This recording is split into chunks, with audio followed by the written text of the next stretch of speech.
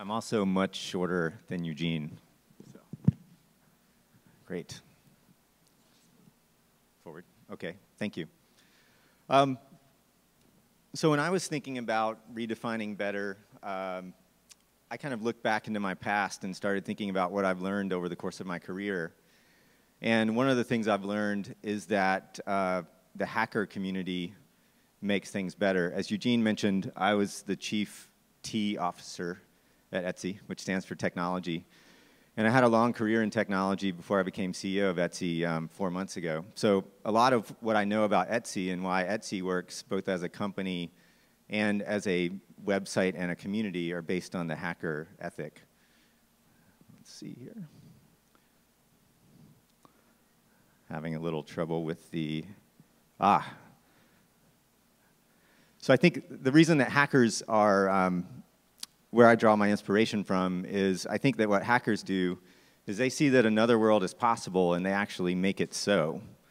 A lot of people, when they hear the word hacker, they think of someone breaking into computer systems and that sort of thing.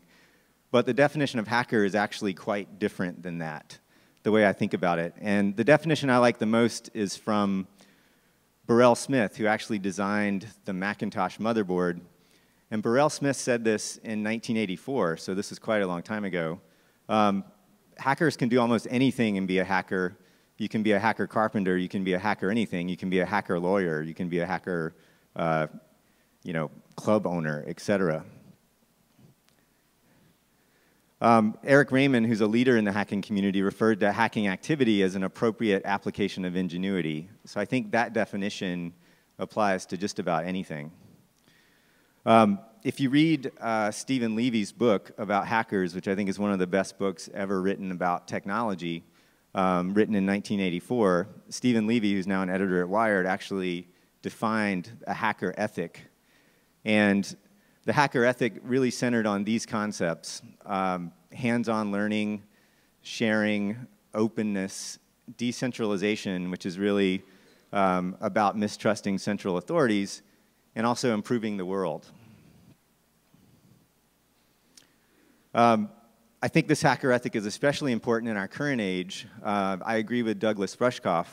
The way the world works now, you can either make the software or be the software. And when Rushkoff says program or be programmed, I completely believe it. In my life, I actually started out, well, I started out a very long time ago, but when I started my career, I was coming out of college, and I had an English Lit degree. And I was a Shakespeare scholar. I studied Shakespeare. I didn't take any computer science classes or any computer classes in college. I only used computers to type these Shakespeare papers.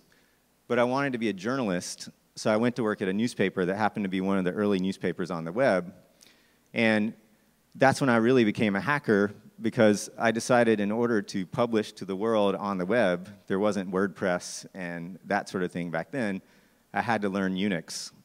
So it was at that moment that I really fell in love with the hacker community, and I realized that I could learn anything if I just put my mind to it. I didn't have to do what I had learned in college. I could go from being a Shakespeare scholar to a Unix guy, which is kind of a funny transition.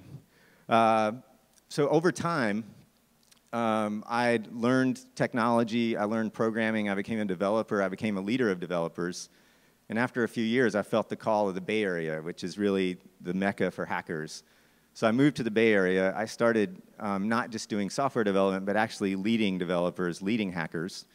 And in 2005, I ended up at Yahoo, and I started something at Yahoo called Hack Day. You can see how well organized we were, because to start this event, I walked up to the whiteboard and said, "Welcome to Hack Day." SMG was the name of a group at Yahoo at the time. But what I really wanted to do, Yahoo was a 12,000 person company at the time, and there was a lot of angst inside Yahoo. There was a lot of feeling that we can't solve the problems of the company, and we want to do innovative things, and how do we do that? There was this bureaucracy. So I had this idea, again, looking back at Stephen Levy's hacker ethic, decentralization, hands-on, sharing, openness. What if we were able to have every engineer in the company for a day, and this was thousands of engineers, do whatever they wanted to? So that's what Hack Day was all about. The rallying cry on the posters for Hack Day said mash up or shut up, and I'll explain that in just a moment. But there are two simple rules for Hack Day, and this is it. To basically take something from idea to prototype in a day, in a 24-hour period, and then demo it at the end of the day in 2 minutes or less. So basically stay up all night and then do a really fast demo of what you built. And this was, of course, software because it was a web company. It is a web company. No comment. So what happened is this really beautiful thing where when we did Hack Day, because there were no rules and no pre-plans, there were like 60 or 70 demos on the first day. And so everyone had 2 minutes, and it was really rapid fire, and we saw these amazing ideas come out of the company. And what we realized is this sense of stagnation wasn't actually there. The people in the company had a lot to offer. We just had to ask them to rise up and offer it and provide a context. So we did these around the world. The first ones were in California at Yahoo's headquarters, and I did them on 3 continents. I did them in Bangalore, India. I did them in London. We ended up doing them in Taiwan, all over the world. And the only difference in what happened or in how they were run was the food. So in India, we had samosas. In London, we had fish and chips. We actually had some really bad pizza in London, too. I'm sorry for the folks in the UK. The pizza is not good there. I think the New Yorkers can understand that. And in London, something really amazing happened.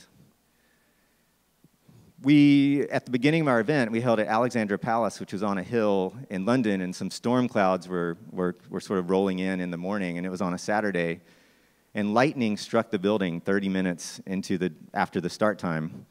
And we didn't know that there was a fire suppression system that would possibly be triggered by the lightning, and the ceiling opened up, and it proceeded to rain inside the place where we were holding the event. So you can imagine what that feels like. Imagine if right now you heard lightning strike and then you started feeling rain on you. So that's what happened at London Hack Day. And to be honest, I was kind of freaking out a little bit. These events were very loose, but at the same time, like, how do you deal with rain inside a building that you didn't even know the roof would open up? Like, it was astounding. But a really interesting thing happened. As soon as the power went out and everyone's laptop batteries went out, people started drawing.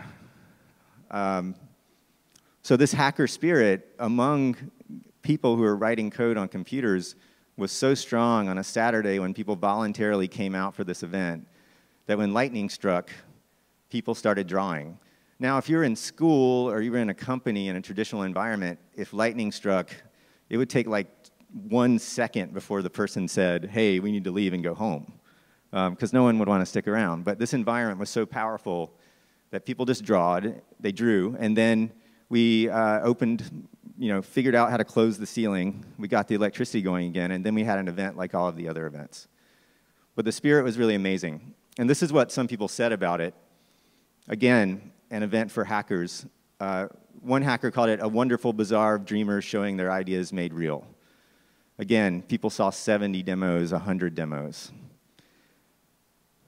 It was even, and these are all blog posts from people who attended this event, someone called it life-changing. It was really amazing for the people who were there, this very simple event with 2 rules. So, what makes Hack Day so special? It sounds like a very simple thing. Why do people have this reaction to Hack Days? Really, in part because there's almost no rules. We had the 2 rules, the do something in 24 hours and then show it at the end of the day.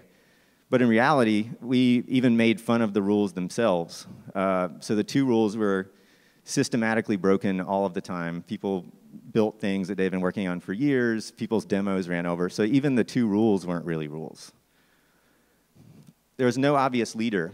I sort of kicked things off. I was not the leader of Hack Day, but what we did do is I asked some people to help, and we ended up with this very decentralized group of people, attorneys at the company, people who worked on the sanitation department, people who worked on the grounds, and we had an email list, and someone would need something, and it would just pop up. So this really decentralized group just made things happen, and I didn't even really have to lead it. It was a prepared environment, and by prepared environment, this is actually a term that comes from Montessori education. And what you see here are Montessori bells, which is something I just learned about recently. But what Montessori learned was that if you put these bells, which represent musical scales, into a classroom, that children will actually learn the musical scales much more successfully just if you leave them in the classroom and have them play with these bells than if you put rules around how they play with the bells. But what you have to do is create an environment where that is possible. And so I think what we did with Hack Days was create that environment where that was actually possible. Ideas united with action, I think, is super important. If you've ever been in any group of people trying to solve any problem, for every 10 people saying we should do something, we should do this, we should do that, there's often like one person who actually does things. So what Hack Day does is it's an event where the price of participation is actually doing. Like, you don't get to demo anything unless you've built something. So you know, one of the things that really inspired me when we put this together was a quote from Wynton Marsalis, who's talking about jazz. And what Wynton was saying was basically like, don't come here and tell me how great you can play, how great your horn is, how awesome you are. Like, don't bullshit, just play. So the ideas and action combination with Hack Day was a way of eliminating bullshit and celebrating playing. We really cultivated joy in the environment. So again, the early days of these Hack Days were in a corporate environment, and what we did is we brought in bands and played music, and we encouraged people to yell and scream and jump up and down and curse and do all sorts of things. And that's something that you have to do in these sorts of events to get that sort of inspiration. Let it be noisy, let it be messy. That's the way it needs to be. When the hackers would stand up at the end of the event and give their 2-minute demo, which was really an encapsulation of everything they'd done in the past 24 hours, and in some cases, people traveled literally thousands of miles to come participate in these things, what they were really talking about was a quest for the modern age. So we would hear things like, I stayed up all night and then I fell asleep and then I woke up and I had an hour left and my friend helped me and he ran to get me coffee, and it was almost like reading the Iliad or the Odyssey condensed into a technology demo, which is really amazing. But I think the most important thing, and possibly the most exciting thing, was it was all based on a faith in people. So when you have an event where you only have 2 rules, and those rules are regularly broken, what you're really implicitly saying is that when you give people free space to do things, they'll actually do great things. And that's something that I learned in spades working on Hack Day.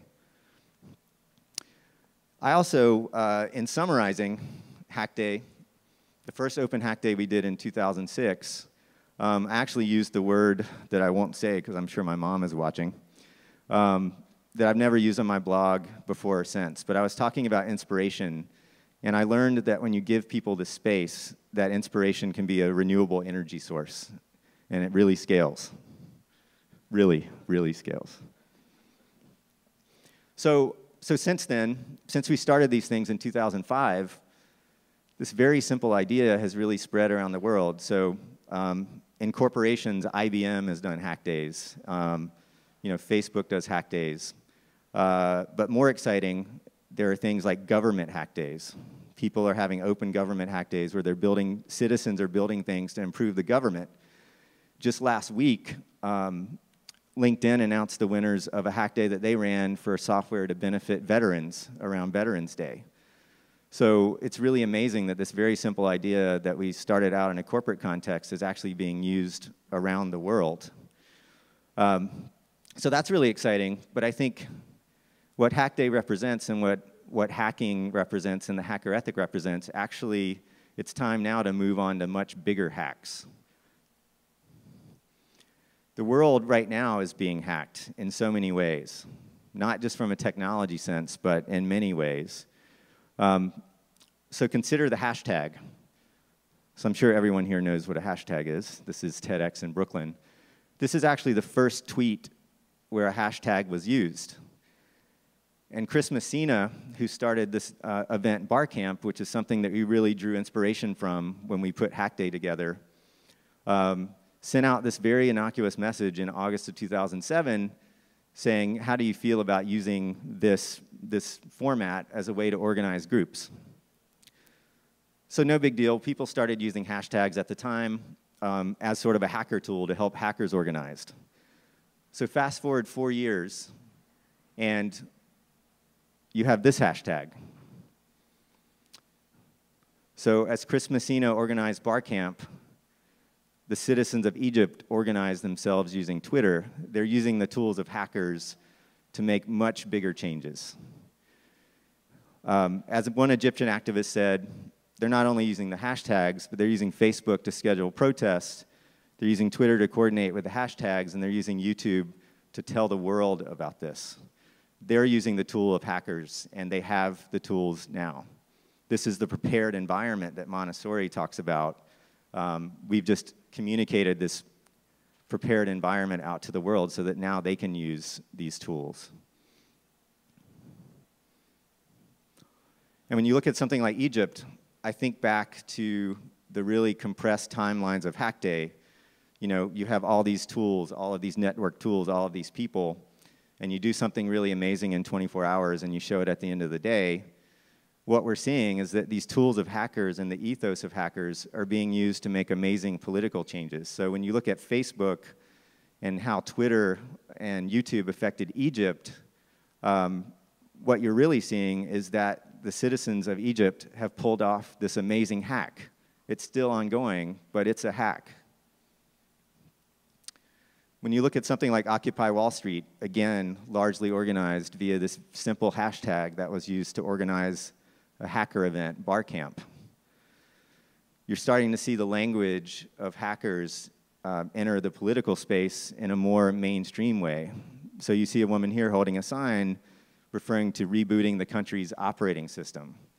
And in saying this, she's talking about the employment environment, the economy, the political environment, all of those things. We're seeing people standing in front of Walmart, protesting the impersonal nature of commerce and the faceless nature of corporations, and they're using hashtags to organize. They're using the tools of hackers to organize.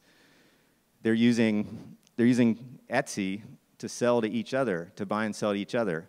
The jacket and shirt I'm wearing right now, I bought from an Etsy seller in Brooklyn. That was a transaction between a person and another person.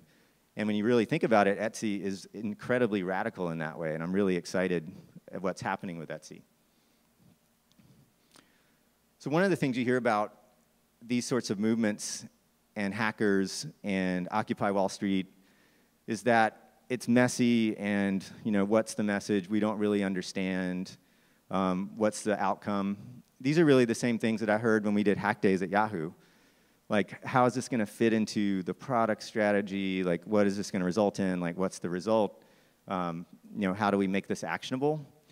And again, using sort of technology language, I think that's a feature and not a bug. It takes a while for things to sort of shake out. And what I noticed when we were doing Hack Days at Yahoo is the very first Hack Day, there are lots of really crude bits and pieces that people use to assemble things.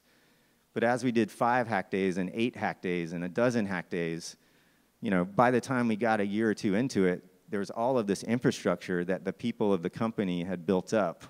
There were all these personal relationships that people had built up. And while not everything that was built on a Hack Day resulted in a product, people actually started to get together and build things. People left the company and started new companies and started new things. So the purpose of these movements, I think, is not to solve a problem immediately, but to begin solving a problem.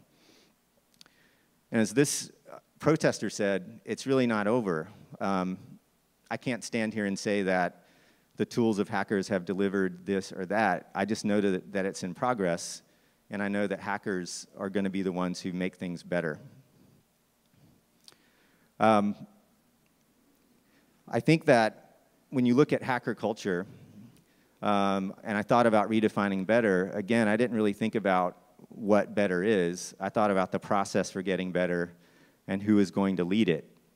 And I think now when you take a step back and you look at what's happening, what happened in hack days with technology people, you look what happened in Egypt, you look what's happening in the Occupy movements around the world, we're really all hackers now.